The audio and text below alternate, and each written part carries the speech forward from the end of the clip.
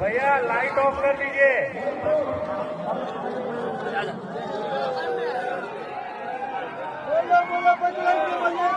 Seven, six, five, four, three, two, one.